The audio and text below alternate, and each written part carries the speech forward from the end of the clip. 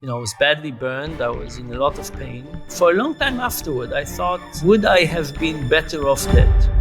We are living in a very, very troubling time from the perspective of information, antagonism, hate. The last couple of months, you got a lot of viral videos saying bad things about you. Can you explain me what's the situation with that? I've done over 1,000 experiments in my career, but it is true that there was one experiment I was involved with. It was based on falsified data. Who are you? Who am I? So my name is Dan Ariely, and officially I'm the James B. Duke Professor of Psychology and Behavioural Economics at Duke University. Unofficially, I am an experimentalist. I basically try to figure out life by trying different things. Some of them work and some of them don't work. And in addition, if I had to say who am I was badly burned many years ago. Most of my body is covered with scars. And maybe I'll tell you the story of this half a beard, because that's I think will tell you a lot about who I am. So I was badly burned. The right side of my face was burned many years ago. Most of my body, but for many years I shaved. And when I shave, I look less non-symmetrical, right? It's there's no hair here because of the scar, and when I shave, it looks less striking. But about 5 years ago, I went on a month-long hike, and I didn't shave for the whole month. And when I got out of this hike, I didn't look at myself. I had half a beard. And when I looked at the mirror for the first time, I didn't like this. And I thought I'll cut it, I'll shave. But I said, it took me a month to grow this half a beard. Let me keep it for a little bit longer as a memory of the hike. But then two surprising things happened. The first one is that I got notes from people who thanked me for the half a beard. And why would anybody thank me for the half a beard? These were people who were struggling with their own injuries. And they felt they were trying to hide their own injuries. And they felt that by me saying, look how much I don't care, I'm growing a half a beard, it gave them a little bit of courage with their own injuries. So when I got some of these notes, I said, okay, I'll keep the half a beard for a little longer. If I can help somebody, maybe that's a good thing. But the really surprising thing happened about 4 months down the road, where all of a sudden I felt differently about my injury. And I have lots of scars, lots of places, and lots of deformities and all kinds of strange things. And all of a sudden I felt that I feel differently about my scars. And I thought to myself, what happened? I've been carrying these scars for most of my life. What happened that now I feel better? And here is what I think happened. Imagine somebody like me shaves. If I shave, I start the morning with smooth on one side, the little black dots on the other one. And shaving is an act of shaving, but it's also an act of hiding my lack of symmetry. I become less non-symmetrical after the shave than before the shave. And the reality is that it's a step that I didn't think about it this way, but it's a step that slows down self-acceptance, because it's an active act of hiding my lack of symmetry. And actually stopping that ended up being incredibly helpful. And here's the last point. So I said I'm a social scientist. Here I am, a social scientist, relatively good one. At least my mother thinks so. And I didn't understand how helpful it will be to stop shaving. Right? In fact, for many years I shaved when I shouldn't have shaved. And for me, this kind of points to two important things. One, we don't have good intuitions about what would make us better off. I thought that shaving would be better. It's better to stop. Particularly, we don't have good intuitions about what will happen long term. Like if you ask me, how would day one feel like with half a beard? I could tell you. People would laugh, kids would point, people would ask questions. Not so much fun. But if you ask me what would month 4 look like, there's nothing about my intuition that could tell me this. And that leads us to what is the role of social science. And I think the role of social science is exactly to give us these hints and tell us, here's a little recipe for life. Here's something that you might not think would be helpful, but in fact, it is very helpful. Like, if you're non-symmetrical, accept it. Don't fight it. So anyway, this is who I am. So you answer kind of my question that I had about what is behavior psychologist. So there's lots of names for it. Behavioral economics, behavioral psychology, there's lots of names, but the real essence is to ask the question of who are we as mankind, as humanity? How is this brain working? What are all the ways it works? And this has become incredibly important because, of course, we did not evolve to function in this modern complex world. Right? If you think about the process of evolution has all kinds of pressures for people to evolve. We learn how to run away from tigers and to eat as much as we can when we see fat and sugar, and to trust other people, and to trust people who are close to us, and trust strangers less, and gossip. And we evolve with all kinds of mechanisms that gave us not perfect, but relatively good answer in our ancient environment. And all of a sudden, we created a new environment. And this new environment is very different. And we're not fit for this environment. In our evolutionary history, we never had to worry about retirement. We never had to worry about what medical treatment we would get, or what schools our kids would go to. We didn't have to worry about cryptocurrency, and we didn't have to worry about cookies. So all of a sudden, we evolved with brain mechanisms that help us function generally okay in a very different environment. But now we come to a different environment. And the questions are two. The first one is, what kind of things serve us well and which ones don't? And the second one is, do we want to redesign our environment? If we understand that there are some things that are not serving us well, do we want to design our environment in a better way in order to get a better outcome? So you could say, oh, you know what? We were not designed to think about the future. We're just not. Evolution didn't have a reason to think 20 years in the future. But now we have to deal with the future. We thankfully live for much longer. There has to be something like retirement. How do we create something like a retirement that doesn't require people to think carefully about it and make good decisions? 20,000 years ago, we didn't have to worry about split attention between driving and texting at the same time.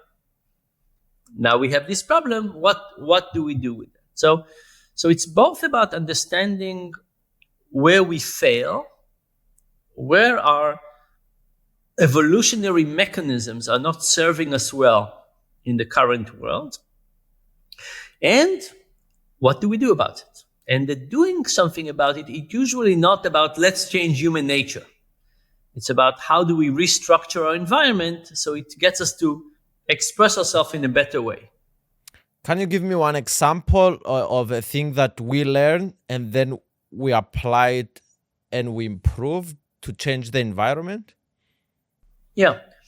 So do you want something that we have done, or something that it's my favorite example, but we haven't done it yet, but I can tell you what we need to do?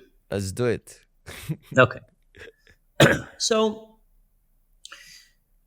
when you think about people who live in poverty, they have a very hard time saving. Not like you, because I checked that Google says your net worth is $5 million. I don't know how you calculate net worth, but Google is wrong. Okay. And think about people who live in dire poverty. And these people live hand to mouth. And from time to time, bad things happened. let's say the roof is leaking, or somebody breaks their leg, or there's some expense.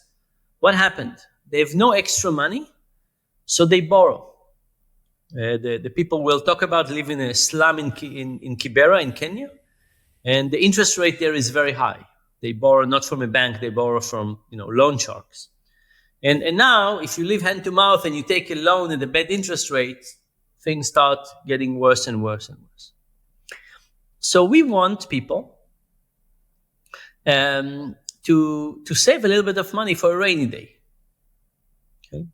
How do we do it? If we just tell them save money for a rainy day, it doesn't work. So we tried in an experiment, we tried lots of different things. We said, what if we reminded people? What if we gave them 10% interest if they save? Or 20% match if they save? And we tried lots of different things. One of the things we did was we gave them a coin about this size with 24 numbers on the edge to represent the 24 weeks of the program.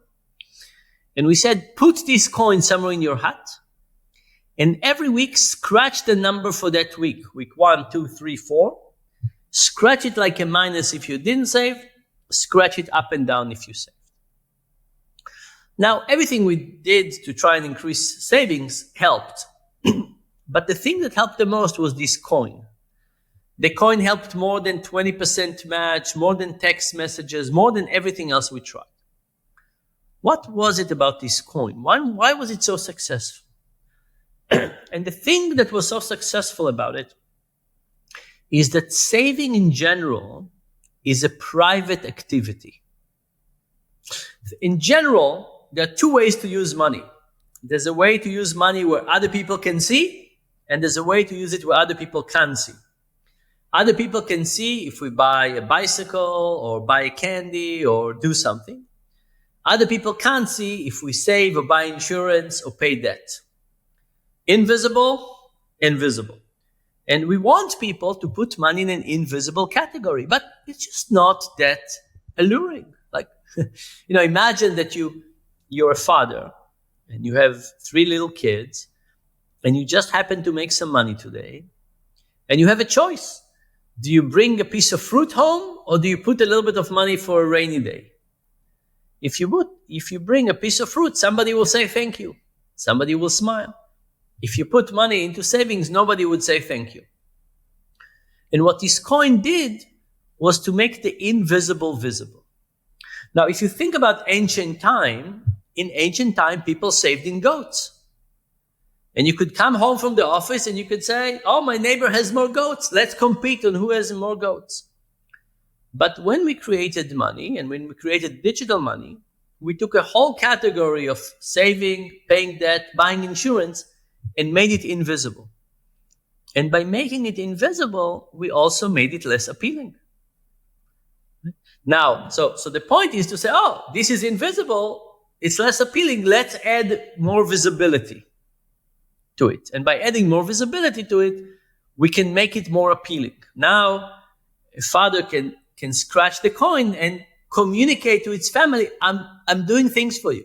Right? If at that level of poverty, if I'm this father and I choose to put money into saving or paying debt, there's going to be less stuff on the table. And my kids would like me less. But if I have this coin, I get to scratch it and say, look, there's another way in which I'm taking care of you.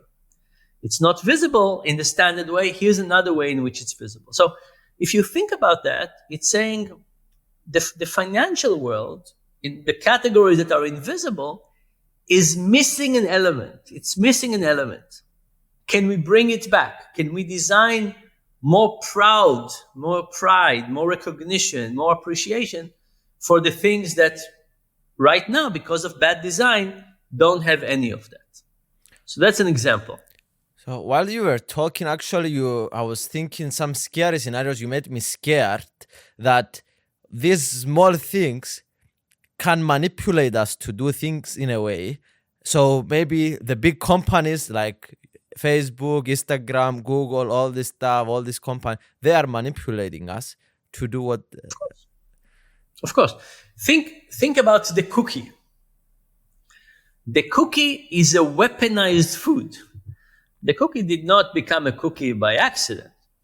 It's a perfect combination of sugar, fat, and salt to make you want one and then to want another one, another one, another one. The potato chips, this is not by accident. Now, I am not saying that cookie manufacturers are trying to create the obesity epidemic, but they're very concerned with you eating cookies and their cookies. In the same way, if you ask, what is Facebook concerned with? Is Facebook concerned with you being mentally and physically healthy and wealthy in 30 years from now? Or are they concerned with you checking Facebook once more today? Of course, they're concerned with you checking Facebook once more today, and it can come at a long cost. So let me make you even more worried. And I'll ask you this question. Who cares about your long-term well-being? My mother. Okay. Maybe you, maybe your mother, anybody else? Potentially my siblings and my father. Potentially your sibling. Some people say their religion, some people say their government, depending on where you live. But if you think about it, now think about the opposite side. Who wants something from you and doesn't care about your long-term well-being? Oh, a lot of people. Now a lot of things, right? You go to the supermarket and you have a plan of what you want to get, and the supermarket also has a plan. And their plan is not the same as yours. It's planning for you to buy more than you need and not as healthy and all kinds of things like that. And they control the environment. They decide what's in the end of the aisle and decide what's at eye level and what's harder to reach. And eventually we make up lots of decisions. We make lots of decisions that are not in our long-term well-being. So there is this realization that the capitalistic system in general, competition and so on, the attention economy, the financial economy, are creating a competition on our wallet, our time, and our attention. And we're kind of alone in that battle. Because, I don't know if you live with your mother, but, you don't get to take her with you to anywhere you go. And if she's the only one you have to rely on to worry about your long-term well-being, most of the time you're on your own. And a lot of times she does have the knowledge to support. That's on top of that. On top of that, the world is becoming more complex and more difficult. There are more options, more things to navigate. And yes, and because of that, we make more and more mistakes. Okay, by the way, as a fan of you, I'm asking this difficult question. Do you have any solution for this? Should we kill all the companies? Should we say fuck Twitter? What we should do? Should we put regulation? What is the solution to this? So I think, first of all, I don't think that companies are evil.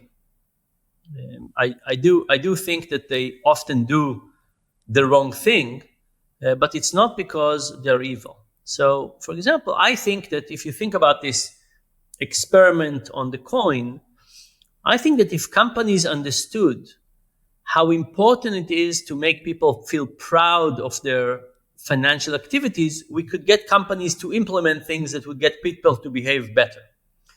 I even think companies often are willing to not maximize revenues and are willing to do things that are in the long-term best interest of everybody.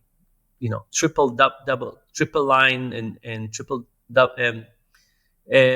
caring about their customers, care about themselves, care about their employees. I think there is a way to do it, but the first thing to do is to realize what we're doing wrong. And the second thing is to propose solutions that companies can do. I think that's one of the things social science should do. I don't think we can expect banks to do research on how people think about money. It's not their job. But, and the world is changing. It's the research world job to say, here is a mistake and here's a possible solution. Here it is. Let's work on it together to make it better. So look, humanity has created unbelievable things. If you say, what have we created? Unbelievable stuff. We create heaters and sweaters, and we have planes, and we have cell phones. I mean, unbelievable stuff.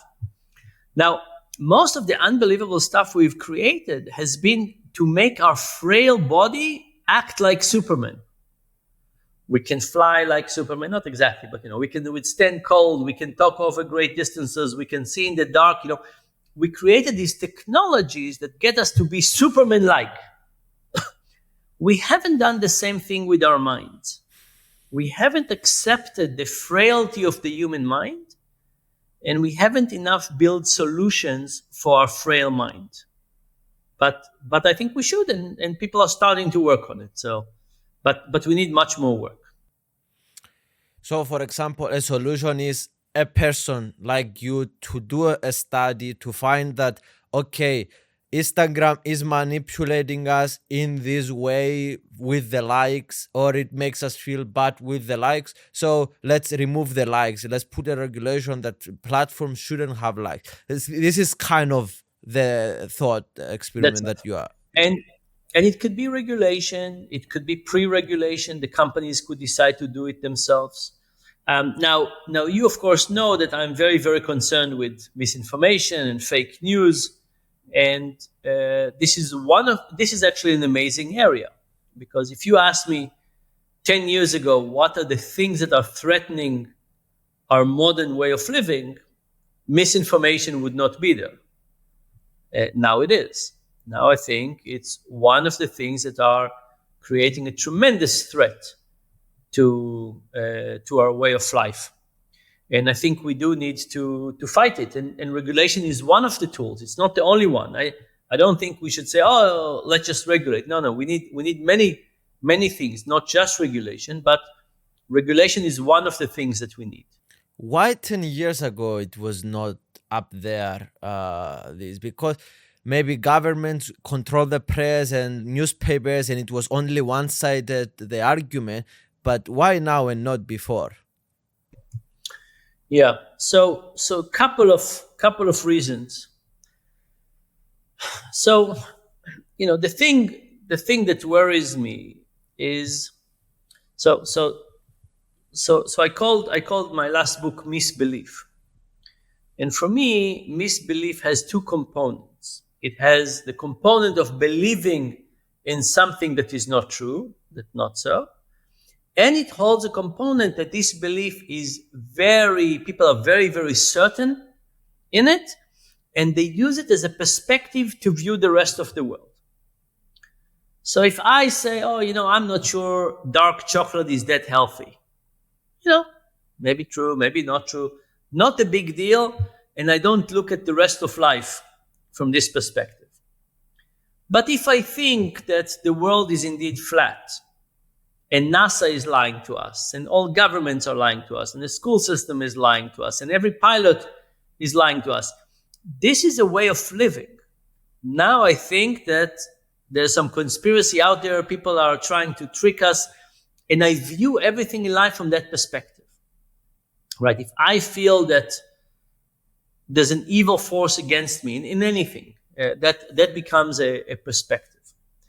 Now, your question is, why now? Why didn't we get to 10 years ago? What is happening? And it's actually a combination of many things. But the first one is that we, for lots of reasons, including economics, globalization, and COVID, and post-COVID, we live in an era of high stress. And it turns out that when we are stressed, and I don't mean the stress of, gee, I'm really busy. I mean the stress of saying, I don't understand the world. I don't understand why things are not better. Why is it working like this? Why is there a war? Why is there this virus? Why did I lose my job? Why did I get sick even though I did all the right things? Why doesn't my girlfriend loves me? Whatever it is. When we have this stress, that's the breeding grounds for misbeliefs. Now, why is stress working this way? So let me give you an analogy. Imagine two tribes of fishermen. One tribe of fishermen fishes in a lake, calm, the same every day. One tribe fishes in the deep sea, sometimes this weather, sometimes that weather. Which tribe has a more predictable life? The lake. The lake. The lake, every day, very, very similar. The ocean, very, very different. Which tribe do you think create more superstitions? I think the ocean. Exactly. Why? Because they need a story to give them a sense of control. They pray, they create gods, they create all kinds of rituals, all kinds of things like that. So, when we are stressed, when we don't understand the world, we need a story. And we want a story to give us a sense of control. But not just a story, we want a story about the villain. Why? Because now it's not our fault, it's their fault. And we want a story about the villain that is complex. Why complex? Because if we feel we don't understand much, when we get a complex story, we feel we're in power, we're in control. We understand things that other people don't. So the first part of the answer to your question is that it is worse now than 10 years ago because the last few years have been very stressful. I don't know if you feel it, but the last few years have been very stressful. People are still in some post-COVID. Of course, when we had COVID, we had economics. We have a lot of things stressful in the world. We have now the war between Russia and Ukraine. We have the war in Gaza, which we all hope will not turn to a third world war. But there are stressful events. Now, on top of that, the media have discovered clickbait, and stressing people out is becoming more common, right? Because it's easier. So not only we have real reason to get more stress, the media has found ways to get us more stress because it's just more catching. And then the last element, and we can go into more depth in this, is what's happening in our social life. And our social life have become very much about identity and divisive. So I'll just give you about the US. If you think about, imagine you asked Americans the following question. How many of you would be okay if your kids married somebody from the other side of the political spectrum? You're Democrats, they will marry Republicans. You're Republicans, they would marry Democrats. Those numbers have been going, the people who are willing have been going down and down and down. It used to be a non-issue. It used to be a non-issue saying, my kids, I want them to marry somebody who is thoughtful and kind and would love them, whatever order you want, and somebody who would be generous and a good partner and a good parent. And people had a list. Now they're saying marrying somebody from the other side of the political spectrum, no way. This is new. This is new. This separation is new, and that separation is both fed by and it feeds the social media. So, we used to have one television station. When everybody watches one television station, we have to share some common knowledge. But if you have now two television stations, let's call one Fox News and let's call one NBC, and people choose which one. Hypothetically, let's call that. That's all of a sudden, you have two very different types of people. So there's a few different things that have happened that not each of them, I don't think anybody architected it, but they fed into each other and they created this perfect storm where now we are living in a very, very troubling time from the perspective of information, antagonism, hate. And all this stuff are forcing us to create stories and myths in our head to justify and survive. And that's why we're doing it. It's a lot of it is, I wouldn't say survival in the in the sense of finding food and so on, but a lot of it is about justifying our position, right? We It's about emotions, right? It's not about finding the truth or understanding some nuances. um, think about um, the American obsession now with gender. It's tearing the society up. There are people who are saying there's no such thing as a gender, and there are people who say you are exactly what your DNA structure is, and lots of people in the middle. Um, I think people could have been fighting over something else. It doesn't have to be gender.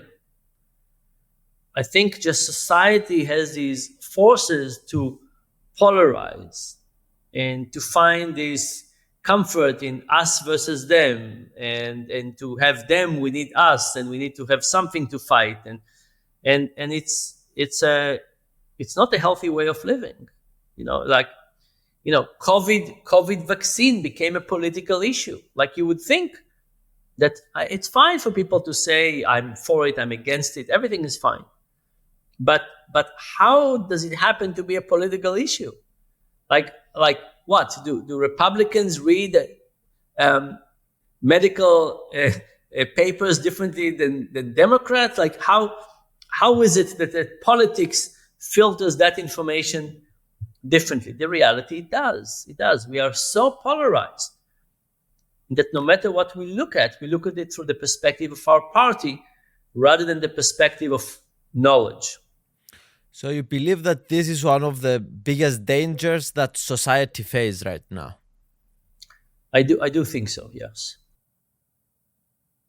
And like, how does this going to evolve into a bigger thing? Because now like it doesn't in my mind. I don't see the like it very vividly that is the most dangerous thing evolve into something really horrifying. So So how do you think is the path to danger? okay. So the big issue is that we stop being one society, and we start being parties within a society that fight. So let me give you a couple of examples. Um, when Trump got into office, he started saying some tough things about the FBI. What do you think happened as a consequence of that to the number of people who applied to be in the FBI and CIA? It went down. Yep, a lot, a lot. There's a tremendous issue now between civilians and the police. What happens? Like, have you been to countries that don't have a good police force? Yes. Yeah, I've been to some of those countries, and there are people who hire private police, and you know, how far are we from a situation in which people say, "I don't want to be policemen"? Um, what do you think would happen if we had another COVID next week? And the government said, you know what? If you wake up, if you have fever and you're coughing, don't go to work. And if your kids, don't send them to school. How many people would do that? As a society, there's so many things. Now there's slow things like the erosion in trust in government, the erosion of trust in police, the erosion of willingness to interest in paying taxes. There's lots of things that are slow, but if there was another catastrophe now, let's just say that there was World War III, and let's say we'll take the US as an example. Let's say that the US said, let's do a draft. let's get people to sign up because we need to save. It's Iran versus the U.S. in a big way, and we need help. What do you think will happen? I don't answer, but like none of us think we're in a good place right now. So, drafting into the military and helping out is a high bar. But paying taxes, parking legally, not polluting, working hard. I mean, donating money to our fellow citizens. I mean, there's lots of things like that. And if you travel enough around the world, you see countries that work beautifully because there's trust and there's belief in the common goal, and you see countries where there's no trust and no belief, and so. Okay, so that's the motivation why you wrote the book in the first place. Actually, slightly differently. So most of my books I wrote after I had the research. So Predictably Irrational, my first book, I had research for quite a few years. I thought, here's a part of this research portfolio I have that I think would make sense for people, and I tried to package it in a book. This book was different. This book started, so here I am, a social scientist. COVID starts, and I get calls from people all over the world. People ask me, what do we do with distant education? And what do we do with distant work? And how do we pay people on furlough or unemployment? And how do we get people to wear masks? And endless set of questions. And I feel I'm unbelievably helpful. I answer calls from people from all over the world. Interesting questions. Do we do fines or rewards? Big fines, small fines, big rewards, small rewards. Anyway, all of a sudden, a few months into it, I get an email from somebody that says, Dan, what happened to you? How have you changed? And I quickly respond to her and I say, what do you mean? How have I changed? And she sent me a long list of URLs, links, and I'll just describe one of them. This video describes 90-second video. It described me in hospital, burned badly, 70% burned, 3 years in hospital, true. Then it says that because of that, I started hating healthy people, not true. And because of that, I joined the cabal to try and kill as many healthy people as possible, also not true. And the rest of the videos were different takes on how evil I am.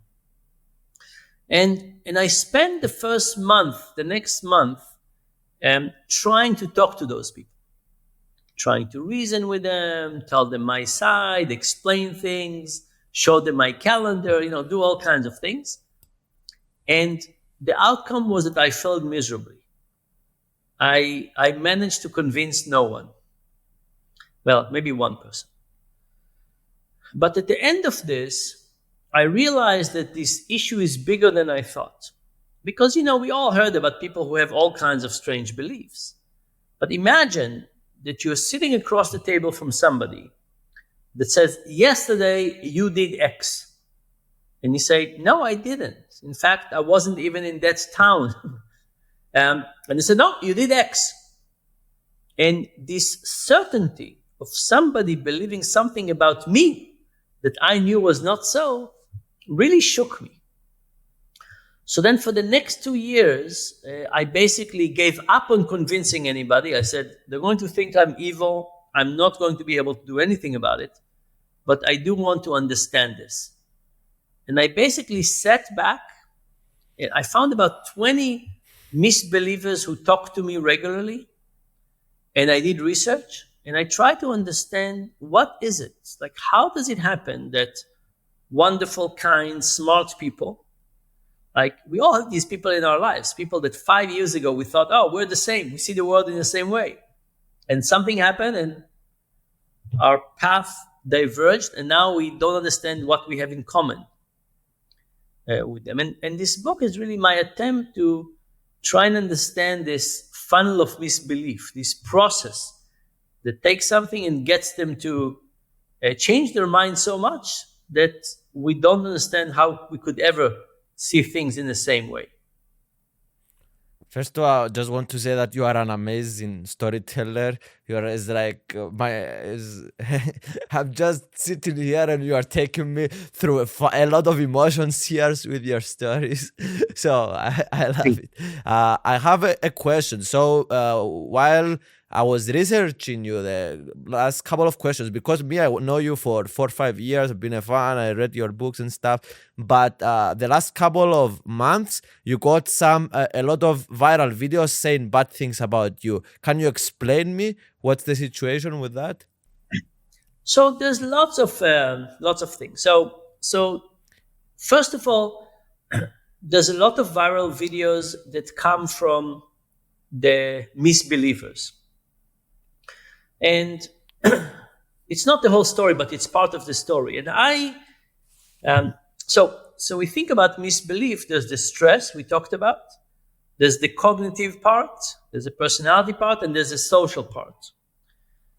And I sadly have become a social commodity for getting people to increase their status.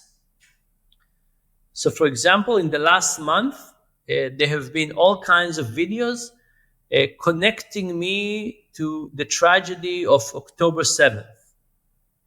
There are these videos that describe the horrific executions in the south of Israel by the Hamas, and linking me to that. And what I see happening is that when people want to get the situation of social prestige, they use me, right? Basically, like, think about something like bullying in a class. People get social standing by bullying somebody. So that's one part. By the way, with these new videos, it's been heartbreaking. Like, to be connected this way to those things, that has been terrible. So that's one chapter. The second chapter is that there have been all kinds of academic accusations about me. Now, like everything else, there's always a grain of truth. Like in this video I describe, I got injured, I was in hospital. True, right? Not the rest of it, not true. It is actually true that one experiment I was involved with, I've done over 1,000 experiments in my career, but it is true that there was one experiment I was involved with was based on falsified data. It's terrible. It's sad. I really regret it. I was the fourth author on the paper. I played a minor role in it, but nevertheless, it's a terrible thing to happen. Can you tell me a bit more about that? What you mean it was, so you didn't have the control of that paper for the most part? Like, can you explain me a bit more? So the story about that is that we did a field experiment with an insurance company. They carried out the experiment. We got the data. For legal reasons, we had to stay distance from it. We couldn't get exposed to how they were collecting the data, the information, and so on. And then the file sat somewhere on the server for a few years before I gave it to somebody else to add it to a paper they were leading. Somewhere along the way, somebody played with the data. It wasn't me, but somebody did. And this is a very sad thing to happen. But, it happened in somewhere between 2008 to 2011. But I don't know exactly when, because it was a long time ago and very hard to figure so many things ago where things happen. So that's a story that has a real truth. Something really bad happened to the data. But how this is your mistake? I don't understand. So you're asking why people blame me? I'm asking. So you said that it was Look, terrible. You regret it, but how that was your mistake that you regret what you did wrong in that oh, situation. look, because I don't know where things exactly went bad, I don't know where I did what exactly I did wrong. Because we, for example, I posted the data online, saying to people, "Have a look at it." I didn't even know how to find the mistake, the way things were falsified. But look, I think in the same way, like there were many authors on that paper. I was the one that had the connection with the insurance company, but I think I was the easiest target. If we go back to the issue of clickbait and so on, I'm a very good clickbait, and it's true for people in social media. It's true for journalists and so on. So And especially now with the Israel situation. this started before the Israel situation, so I don't want to blame it on that. But I think now it is getting worse. I'm getting some attacks on that. By the way, yesterday I got actually at the university I got a letter that frightened the university, and they are checking it. So there's a threat that they think might be credible. Um, Now, so that's a real story. Now, in addition to that, there's lots of things that, depending on your perspective, could look bad or could look good. Now, imagine that I had a video here of everything that you have done in the last 10 years. And imagine that I could edit and find segments of it. Could I find segments of it that would make you look bad? The answer is, of Definitely. course. Of course. So I have the misfortune that people have edited lots of things about my life.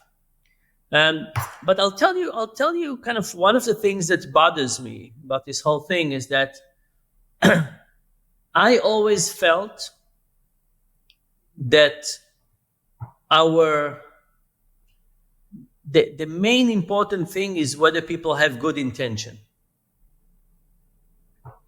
I thought about it like, let's take something difficult like Me Too. I thought that people should be judged based on their intentions and not on the outcome, because there's lots of places for mistakes. And yes, it's easy to judge on the outcomes, but if somebody has good intention and we say no mistake is possible, we also eliminate lots of good things. So I always thought that our shield as human being is having good intentions. That if I have good intention, I can come to an audience and I can tell a joke. And if it offends somebody, they realize I did not have a bad intention. Or anyway, I thought that having good intention is kind of our shield. And I think we are moving to an era in which people are a little bit more like lawyers. Oh, you said this? Oh, you said this? And I look at, I look at all kinds of people where they find something that they tweeted 20 years ago, and they said, "Oh, you're that kind of person." I think we're too much emphasis outcomes. I mean, I understand that intentions are hard to measure, but we are more and more assuming worse from people rather than good, and we more and more don't take intentions into account. Like even with anti-Semitism, if somebody has a good intention and they say something, I don't think we should say anything. I mean, we could correct them. We could say, oh, this didn't make me feel good, but I don't think we should go against them. And I think that as society is judging people more and more harshly, we're losing a lot. I think, for example, how many people these days are willing to share big mistakes that they have made? Not that many. I frankly, 5 years ago, was much more willing to share mistakes I've made. Now, I think most people feel all the time on the witness stand, defending themselves. Oh, let me just not say anything that could be taken. I'll give you an example. I just posted something online, and one of my friends said, somebody could cut this and take a piece of it and take it out of context and make you feel like you're homophobic. It's not a good world. I worry about this antagonism. I worry a lot about the cancel culture, especially I'm at the university. We're kind of our worst enemies from this perspective. So one last question about this topic: how these have affected your daily life? Do you wake up and say "fuck"? or did you change? Did you learn some stuff? How did this affect your everyday life the last couple of weeks? So let's first talk about when I discovered I was so hated by the misbelievers. So this is 2.5 years ago. Two things happened. The first one, there's a concept called scarcity mindset. And scarcity mindset is usually the idea that when people are in poverty, some of their energy, some of their thinking capacity is dedicated to, will I be able to pay my bills? Where am I going to pay dinner from? So imagine you have 100% thinking capacity. Some of it is always dedicated to something else. Similarly, if you have a loved one who is sick, yes, you're focusing on work and so on, but some of you is always dedicated to that. I all of a sudden understood that concept like I didn't understand before, because I felt I was working at 80%. I just felt I was less intelligent. I was trying to work during the day, and I was just, 20% less smart or dumber or whatever. I just didn't have. It was an amazing feeling. It was an amazing feeling. It was terrible, but I all of a sudden understood this idea we call preoccupied. All of us can think about it, but really feeling it and saying, what's happening? Where's my thinking ability? Where is it gone? Was amazing. The second thing is I had a lot of nightmares. One of my recurring nightmare was that I was searching the world for a place to live with no hate. That happened. Now, with everything else, so now of course there was the misbelievers, there was academics, there's the things about my involvement in October 11. There's like all of these things are combined, and there are people from all over the place who are adding things. One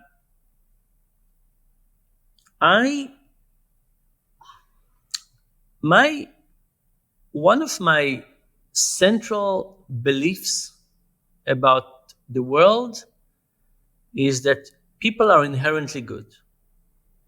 So if you ask me where do I derive my energy, I derive it from feeling that people are inherently good, and the things that we get that are bad outcomes could be fixed in general, not all the time and so on, but could be fixed in general.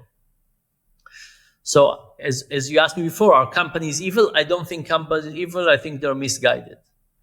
I think that people who are doing terrible things, if we caught them early enough, we could have changed them.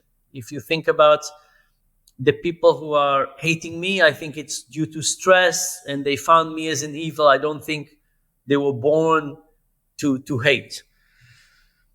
So one of my kind of beliefs is that we can do better. So where are we functioning as a planet and where we could function in terms of caring about the planet and sleeping and spending our time and hating. And I think there's a gap between where we are and where we could be, and this gap could be bridged.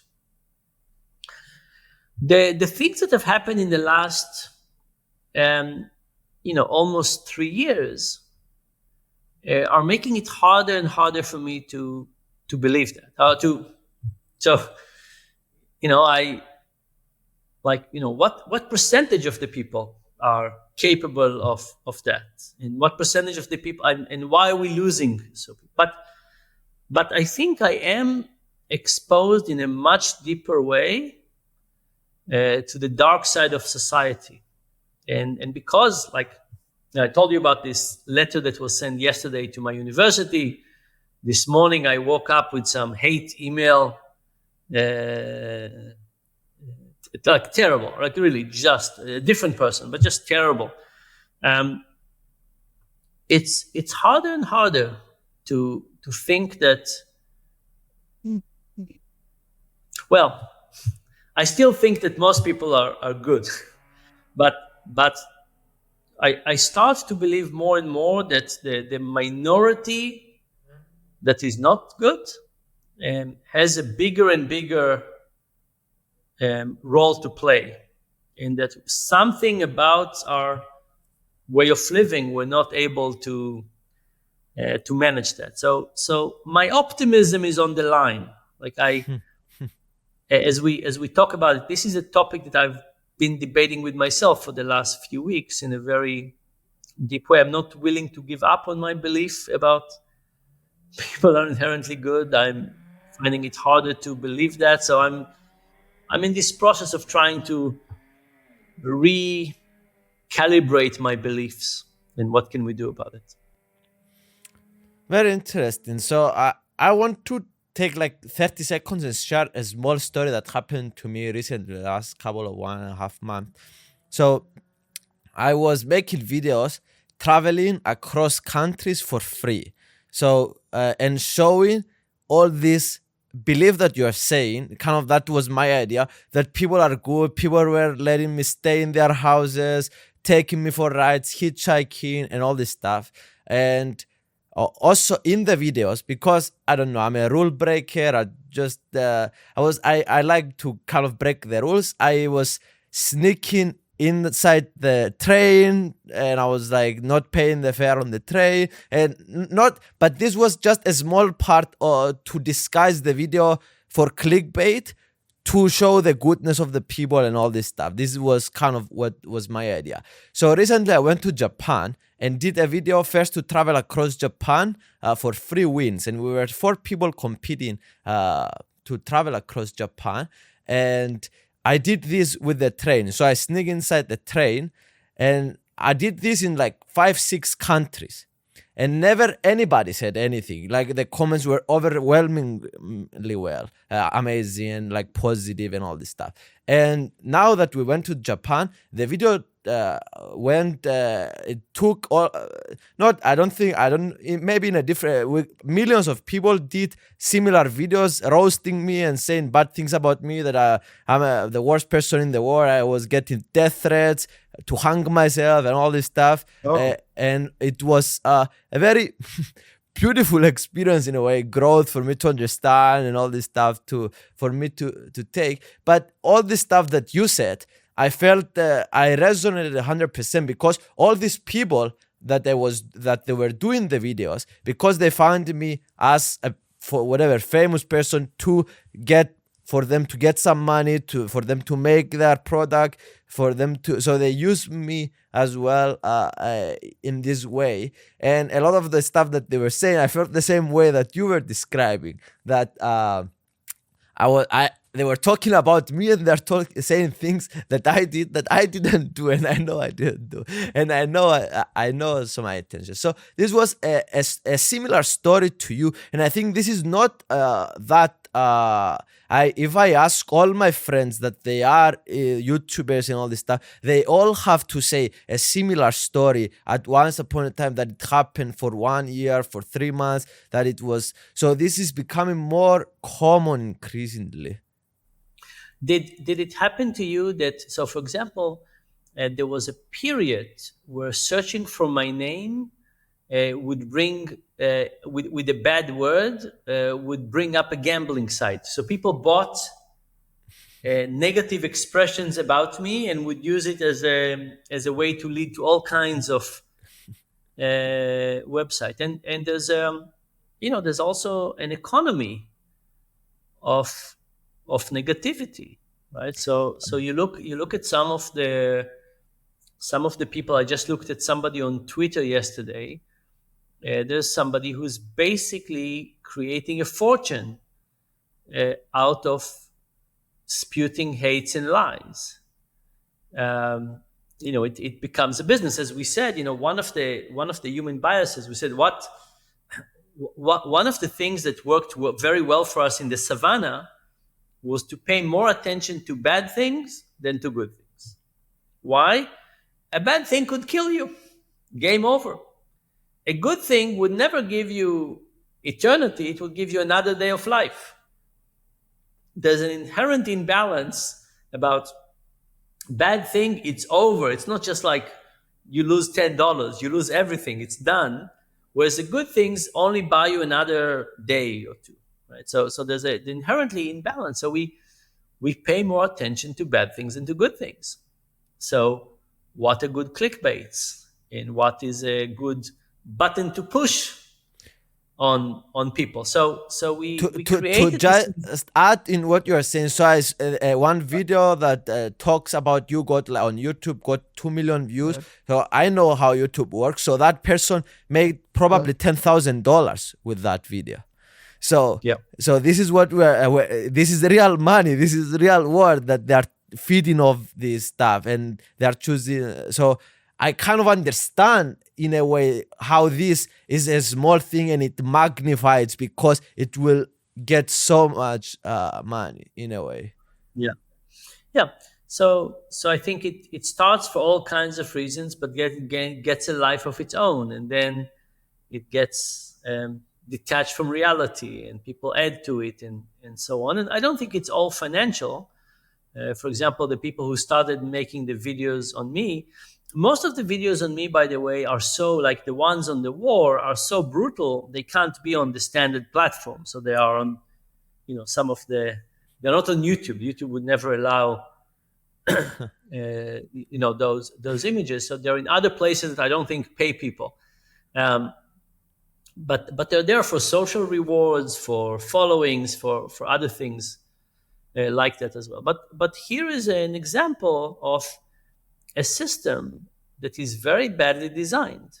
It like a cookie, it attacks our psychology in a bad way, and it creates terrible outcomes. The reality that somebody can take. Let's take your case. You had good intentions, but other people could capitalize, and somebody is writing something nasty and they get likes, and other people see that and they say, oh, that's a good strategy, let me do that, and now it becomes, and so on. These are not good processes. These are not good processes. If you were going to design something for the betterment of humanity, this would not be what you design. Like, I think what you describe now, and you probably agree, would be a perfectly good topic for a discussion. Why did you decide not to pay? What did this exactly add? Could you have done it without paying? How would you feel about sending the money afterward? We could have a discussion about it, right? And you will have things to say, and we might agree, and and this is all fine. And the moment I assume that you have good intentions, now we're not debating you, we're debating the question. And the question is worthwhile is worthwhile debating. But that, of course, um, nobody, that's not what people. That's not what these systems are designed for doing. Like, even if somebody wanted to open a discussion about this topic, it's not clear. It's just not designed for that. So you know what? From our conversation now, I started thinking. So I heard Elon Musk talking. We should uh, design Twitter with a small biases towards positivity, because all this negativity, it's feeding in our natural things that we want to survive and all this stuff that you described before. So maybe we should take that into consideration, like behavioral economics, and design for these algorithms for, let's say, a better future for these pieces to get less recommended than, let's say, something else. That's right. And there's not just one solution. There are many things. There are many things about this, right? So um, let me give you one example. In nature, communication is what is called costly communication. What does it mean? The classic example is the tail of the peacock. The male peacock has this very big, very long, very dysfunctional tail. Have you ever wondered why they have such a big dysfunctional tail? Like, Mm. why would nature design a peacock with such a big, non-functional tail? And actually, if you take young peacock and you stitch to them long tails, they get eaten faster. Just to prove that it makes it harder to escape a predator with this long tail than without it.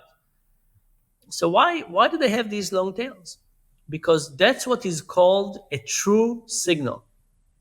A peacock male that manages with this big long tail can say to the female, look how strong I am. I'm with this long tail and I'm still alive. If I wasn't this strong, somebody would have eaten me by now.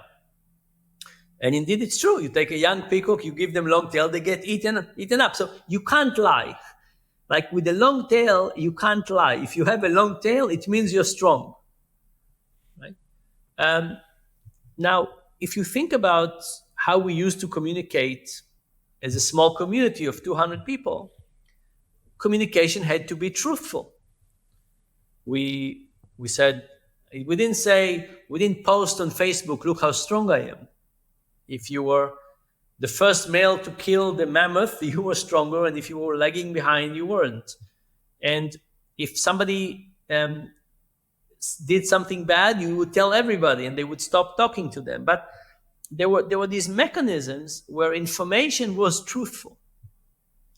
Now we invented mechanism where information doesn't have to be truthful. You said that my net worth is $5 million. That Google said. So I can write 100, and like we can boast about all kinds of things that are irrelevant. Now, naturally, we are designed to trust other people. Why? Because in our revolutionary history, communication was truthful, mostly truthful, not 100%, but almost all of it. So if most information is truthful, let's trust it. It's a good strategy. Now we move to a new world in which there's crazy amount of information that is not truthful, but we still have the instinct to trust. So what do? We have this mechanism that is not built correctly on our internal mechanisms. Non-truthful information is the opposite of what we were evolved to experience. Now, you could say, oh, let people evolve. No, that takes a really long time. And you can notice how when people say something, your first instinct is to trust them. Some people you stop. But even with that, your first instinct is to trust. That becomes a very bad instinct in Twitter now, for example.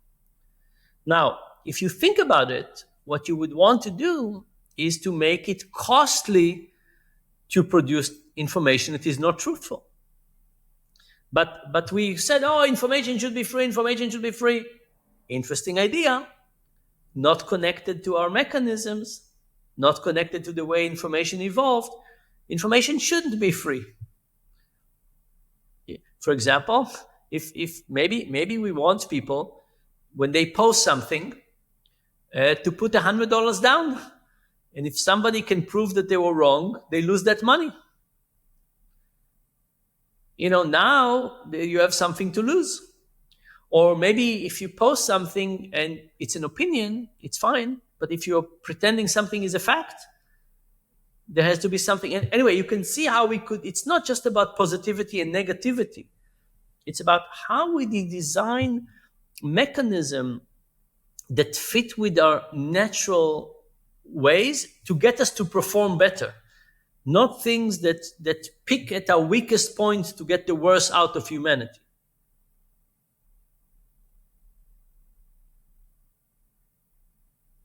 By the way, I also think that some misinformation is okay.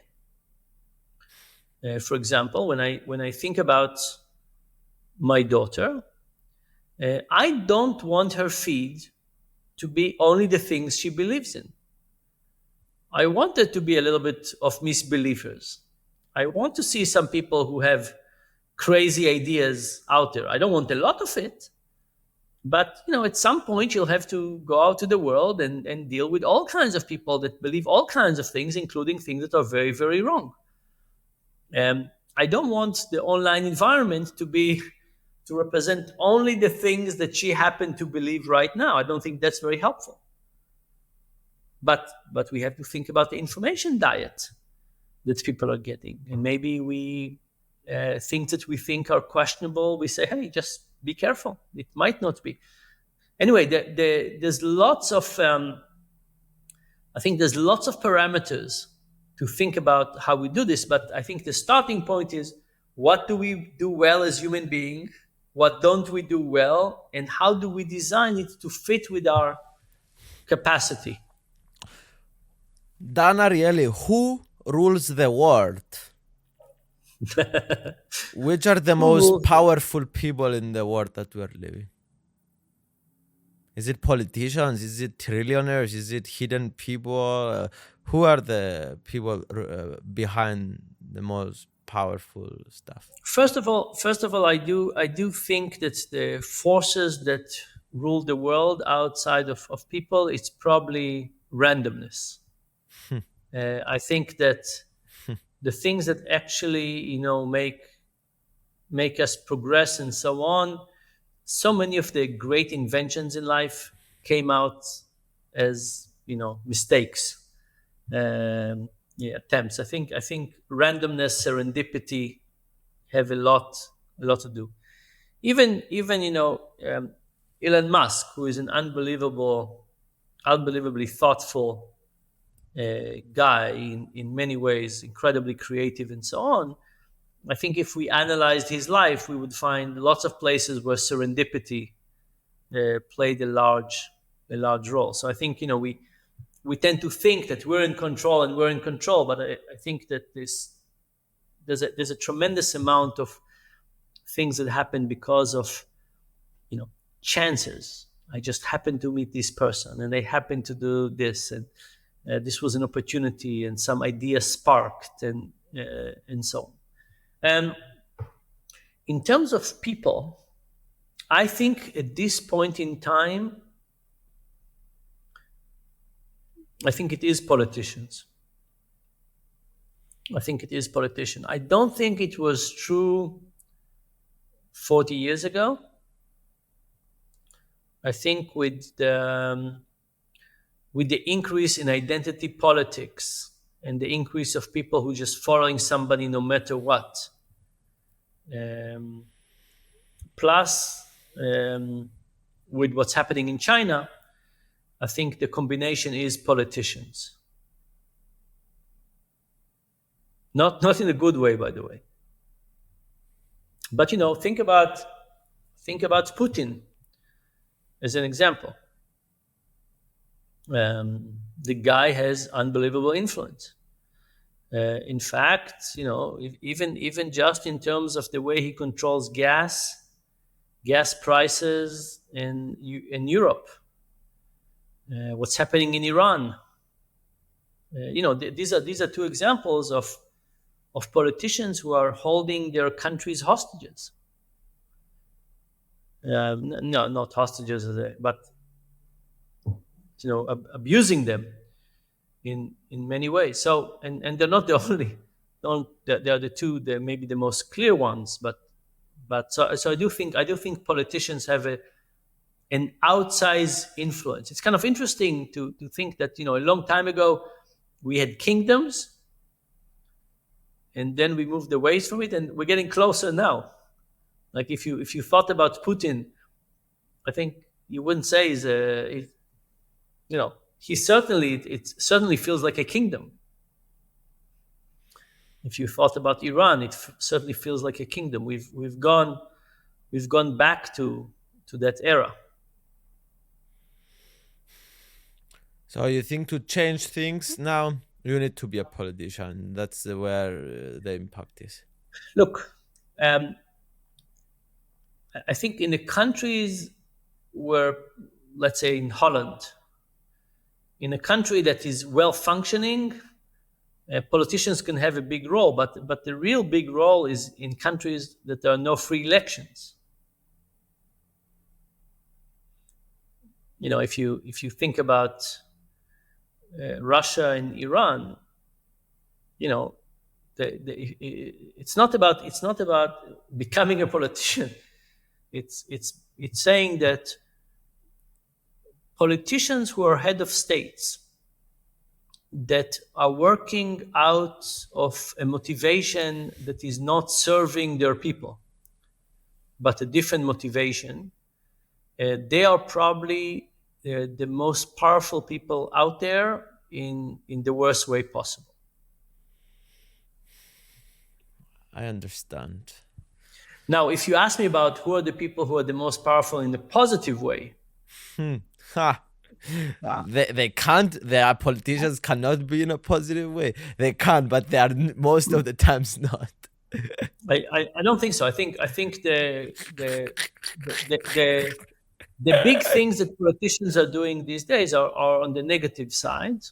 Um, Politicians, good politicians have a hard time to do anything because they have bureaucracies that slow them down and make it very hard to change anything. But so if I thought about the negative forces, I would say it's bad politicians, or politicians who are not fulfilling their role to serve their people. But if I thought about what I think are the people who are doing the most good, I think it's coming out of entrepreneurship. I think the human capacity for innovation is incredible, and I think the people who are never happy with what we have and always think about what we can do next. I think they give us a direction and hope, and I think that's very important. So when you search on Google, it says that you are an owner of multiple of businesses. Can you explain me what is kind of your role in this entrepreneurship world?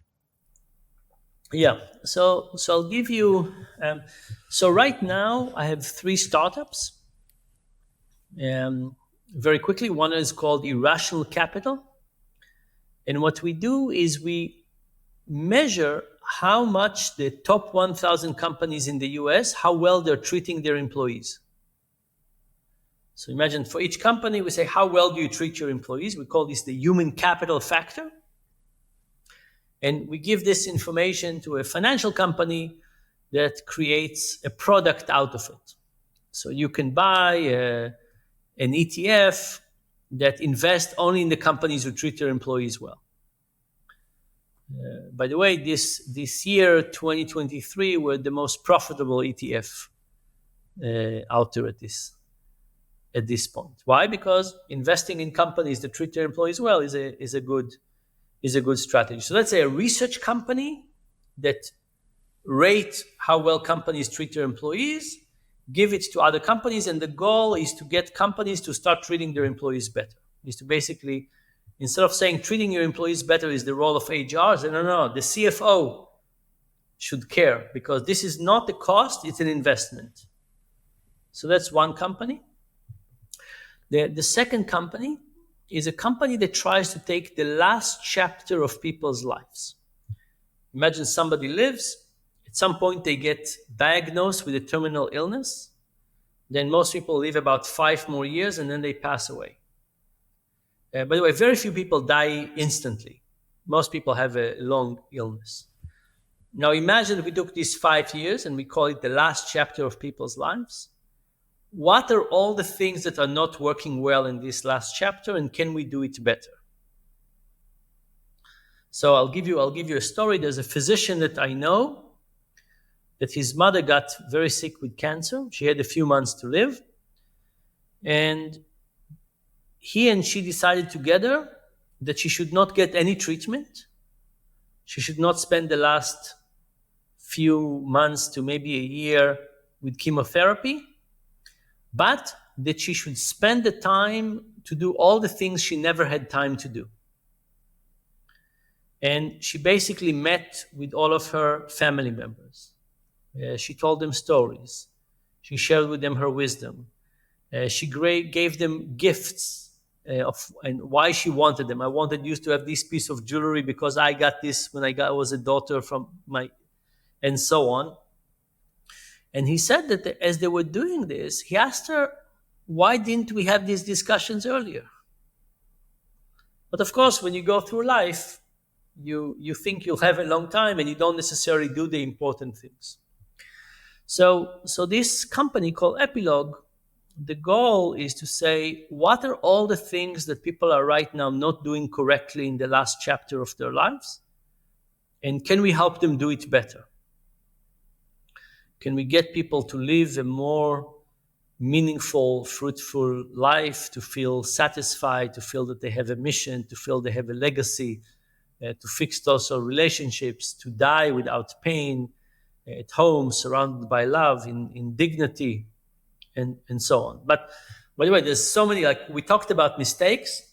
The last chapter of people's lives, the number of mistakes people make is tremendous. So because of that, there's lots of things to fix. And What do you mean mistake? So they make more mistakes in on average in the last 5 years than they're very big mistakes. For example, a lot of times people do an extra round of chemotherapy just because they think the doctor wants them to do so. Lots of people in the US, about 80% of the people say they want to die at home. Very few people end up dying at home. And the list goes on and on and on. There's just, this is, it's kind of a dark joke, but it's the first time people are dying. They don't know how to do it well. and people are sick and they don't know what to do, and they're at the hands of the doctors and they have pressure from their family, and they end up doing things that are not in their best interest. It's not in the, is life about days that you live or meaningful days that you live? Not the same thing. Imagine somebody is losing their code red, right? They don't breathe and their heart stop, and somebody comes and resuscitates them, electrical shocks, whatever. How long do you think people live after that? On television, we see they all live after that. They jump back, almost all of them. They jump back up, and within 20 minutes from that point, they already go home. In reality, it's 4% of the people live more than a couple of weeks after that.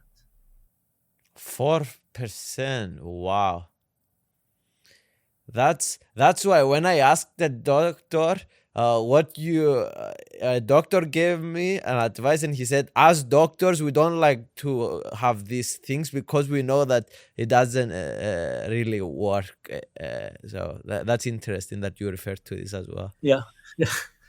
So anyway, there's lots of things that people say. People say, yes, save my mother at every cost, save my father, do this, do extra treatment, all kinds of things like that are not in people's best interest.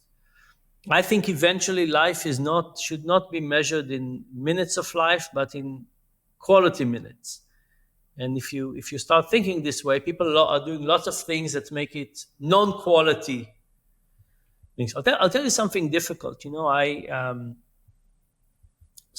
was badly burned. I was in a lot of pain, and for a long time afterward, I thought, would I have been better off dead?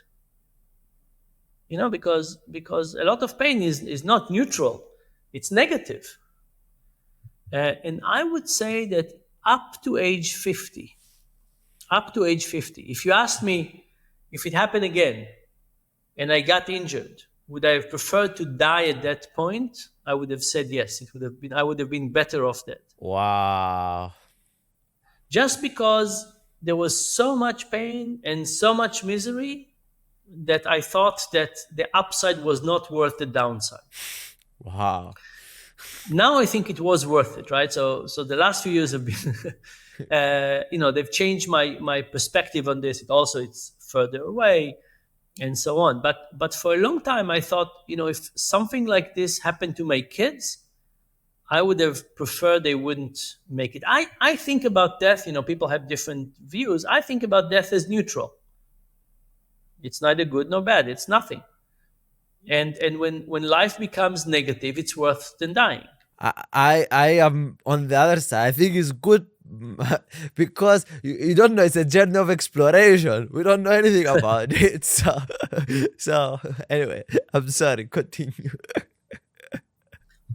And then the third startup. So we said measuring human capital.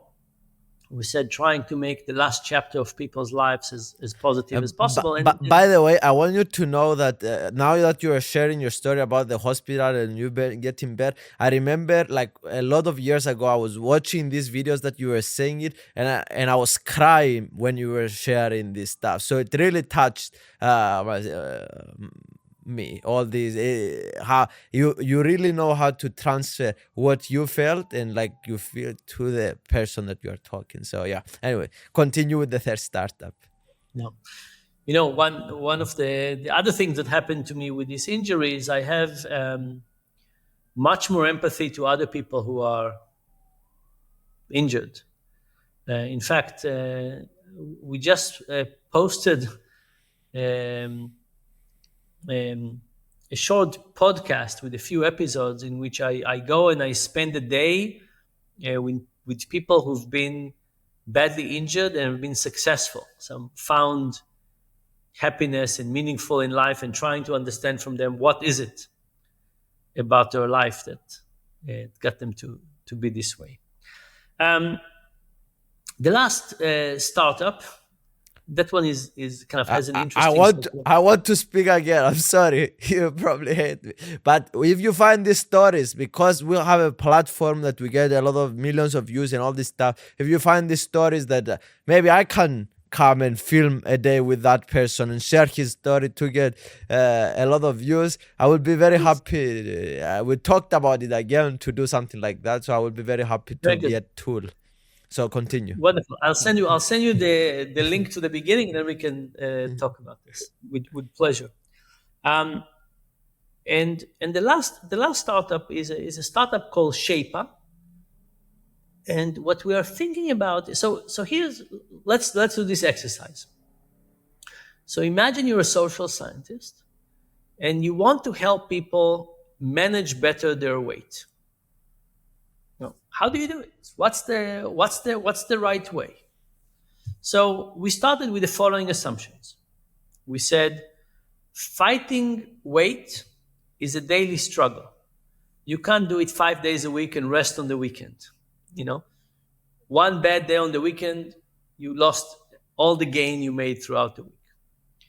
And you have to start first thing in the morning. Why? Because if you start after lunch, maybe it's too late. And there has to be something physical that reminds you of your wanting to help. We all live digitally, but But digitally is not the right way to remember things.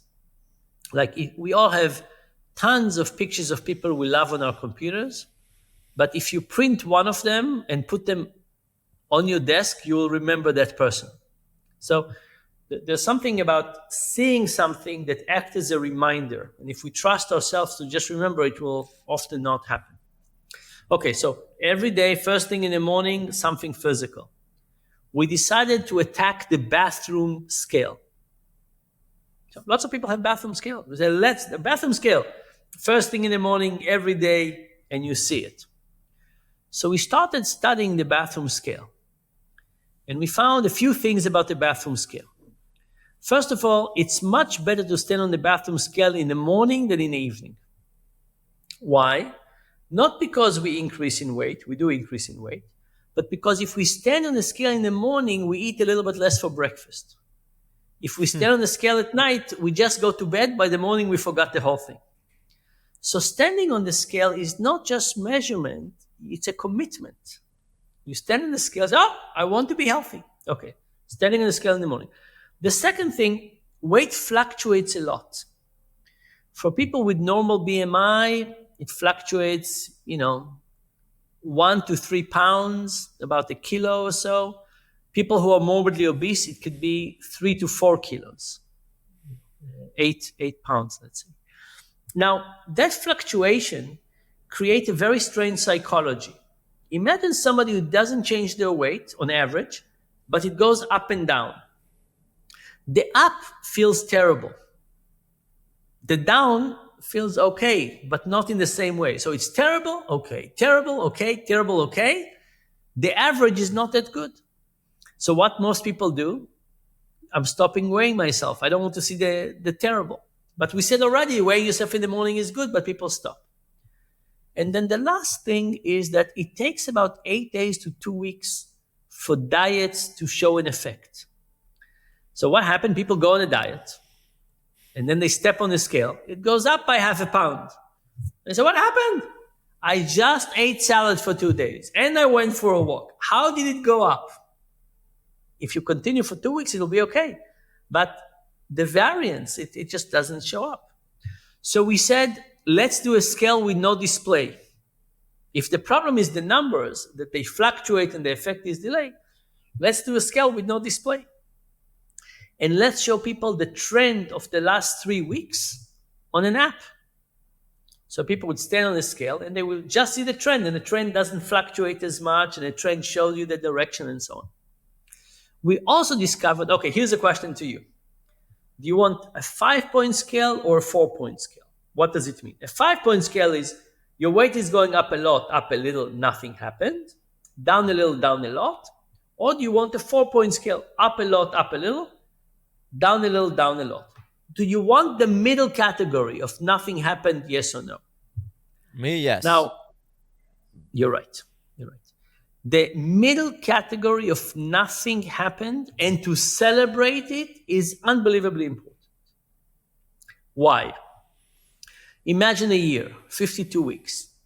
And imagine somebody who loses weight 12 weeks of the year and nothing happened 40 weeks of the year. Good year or bad year?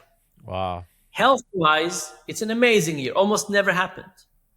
But if the person doesn't think that nothing bad happened is good news, they would have felt they failed most of the time. Wow.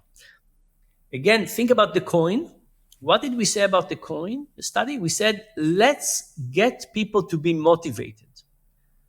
Managing our health, our weight, is a long-term struggle, and we need to worry about people's motivation. How do we get people to feel successful? The up and down fluctuation, the delayed effect doesn't get people to be successful. We need to create a system that gets people to feel successful. So 5-point scale with celebrating the middle. Congratulations, nothing bad happened. This was an amazing week is a good thing. And indeed, our results are much, much better. Right? So when people use our scale, they lose a little bit more than 0.5% of their body weight every month.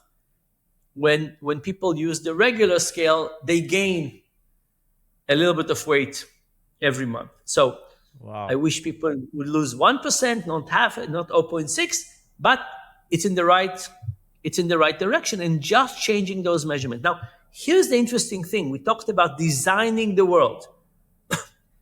Now, sometimes you probably don't remember it. We had a mechanical scale, and we had a mechanical scale for the bathroom. The display had to be up front, and it had to be in pounds or in kilograms. Now we move to a digital world, all new world. Why should the scale be there? Why should we report it in pounds or kilograms? Let's start thinking from scratch. What is the kind of measurement that we want to give people? Is it for accuracy or is it for motivation? For me, it's about motivation. I say accuracy is nice. I have nothing against accuracy. But Ah, if you think about the difficulty ah. of going on a diet, you say it's first motivation. So you are And if saying basically accuracy, to have a scale that shows a bit misleading data to manipulate you to get better. so, I'm not showing misleading, but I think that human nature is misleading. So, for example, in weight, nothing bad happened is good news, but our psychology doesn't interpret it as good news, right? So I think that in a way we are fixing some mistakes of our mind. I'm not misleading people, but I'm basically making it easier to feel successful when people should feel successful. Naturally, if you do a diet for a week and nothing happens, you feel like a failure. I don't want you to think like a failure. You're doing the right thing. But So, by the way, I also want you to feel good every time you step on the scale. If you stood on the scale in the morning, you've done a good thing. You ate a little bit less for breakfast, most likely. Congratulations. We show you two little feet that you've done that. So it's not about misleading. It's about thinking very carefully about the elements of human motivation and saying, how do I get people to feel good about the things that they've done correctly? is I there don't a want to name to rely. this scale? Can people buy it online? Yeah, it's called Shapa, Shapa. Cool. Link in the description. Also, of your new book will be linked in the description. I have a question about the motivation. And motivation is very difficult word because a lot of times, for example, I inspired by your talks, I started understanding that maybe giving my team members that I have in my YouTube team more money is not like carrots and sticks is not the right way to give, or having a punishment or being whatever angry or whatever is not, so the motivation is a very complicated word that I don't really understand. So, first of all, none of us understand it. It is incredibly interesting and complex, but in a beautiful way. So, people do all kinds of things. Like people run marathons, and people climb mountains, and people spend hours in a lab trying to find something, and people have kids, and just like you look at people's activities and you say, my goodness, like even look at ancient men created art. Like you look and you think about these people, you say they must have been starving. Why? Why did they spend time making this clay pot a little nicer, or even weapon or knife or something like that? So we have this capacity to find incredible motivation. And I think one of the lies we tell ourselves is that people are just interested in money. But of course, it's not true. We're interested in lots of things. If you looked at most of the things that people do, and if you look at most of the things that people do that make a difference, it's not a description they did it because they got paid a bit better. Most of it is coming from lots of different reasons. And now the mystery is to try and find all of those reasons and try and bring them to bear. So if I think about my research center at the university, what I want to do is I want to find these little secrets of human motivation. And I want to say, okay, let me try to bring them to people's lives. So, like a trivial example. one guy that used to work for me came to work on a health project. And he worked on a health project. And then one day we talked about life in general. And he told me that when he was very young, his parents had to go declare bankruptcy, and how difficult that period was. And he described it with a tremendous interest and passion and so on. And I said, maybe what you should do is you should study poverty. Maybe, I know you're working on the health project, but maybe that's not where your passion is. Because, and he thought about it. He said yes, and we moved him to a different project. Right? The guy was like, his life was shaped by this bankruptcy. His interest, his intuition, his empathy toward people who were suffering from this was so high that it was much better to put him in that way. Or here's another thing. Do you let people make their own mistakes? Interesting dilemma. If you understand that the big issue is autonomy, that if you tell people exactly what to do, they will never feel the project is their own. And if you let them do whatever they want, they might make mistakes, but they would feel the project is their own. How do you manage that complexity? So, for example, I usually have a conversation. I say, I think you're wrong, but I trust you. So you have a carte blanche to prove me that I'm wrong, but let's make sure we write your prediction and my prediction so that after that we can come back and reevaluate it. But I basically tell people, it's your project. You have, like, if I just tell them you have autonomy, do whatever you want, it's not as strong in saying, I'm giving you autonomy despite my belief that you might be wrong. Right? It's a much more powerful thing. Right? If I said, I think you're right, go ahead and do it. It's not the same. Saying, my intuition says I'm wrong, but I trust you so much that I'm letting you spend money and time and so on this project. Let's revise it later for learning. But so now they feel empowered in a very different way. So autonomy is important. Feeling appreciated. Let me ask you, how many times do you tell people how much you appreciate them? Weekly basis. Very good. Do you think it's enough? Again, you're not on trial here, but No, most people. not enough, but relatively very good in comparison to other people. Well, yeah, I think that all of us, when we have a careful look at ourselves, we would say, probably not enough. Probably not enough.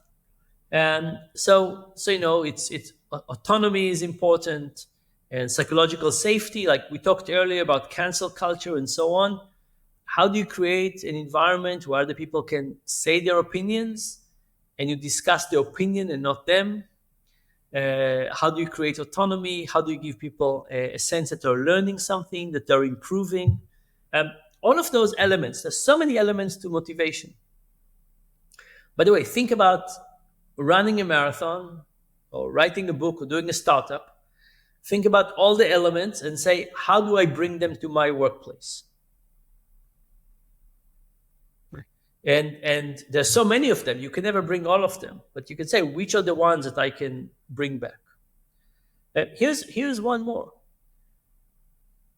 How much are people motivated to work because they care about their team members? Quite a lot. We did one study in which we asked people the following question. Imagine that you have a deadline tomorrow, and the only way you can meet the deadline is if you stay in the office until 2 a.m. Do you stay in the office until 2 a.m. or do you just not make the deadline? And if you decide to stay, how do you call your significant other and tell them? And how angry will they be? Anyway, so we have a set of questions like this. And then we have the same set of questions but it's not your deadline, it's a deadline of a team member that is working with you. When are people more likely to stay in the office? For the team member. When do they feel more comfortable calling their significant other? For the team member. When do they think that their significant other would be less upset with them? For the team member. Again, our motivation, sometimes it's for the company, sometimes it's for the project, but it's also for the people who are working with us. It's for the direct manager, it's for the team members, and so on. By the way, I think some of that got hurt during COVID. I think there are many teams out there that are not functioning as teams anymore. People don't care about each other in the same way. But I hope that companies will work to fix that. One last point on this thing. So I understand all these things that you are saying, and I mostly agree with everything that you're saying. Actually, I agree 100% with what you're saying, maybe 99.9. But when it comes to, let's say, a sales job, that the person, it's like carrot and stick, like you give them money, and like I was having this argument and we came to this sales job. Do increase in money will hurt, bonuses and all this will hurt the person over the long run, that you are having these schemes that you are increasing their money if they sell more, or it will help them? Because maybe it will be short term helpful but long term painful. So what are your thoughts on this thing? Yeah. So, the people who advocate for salespeople, they sometimes salespeople are different kind of people.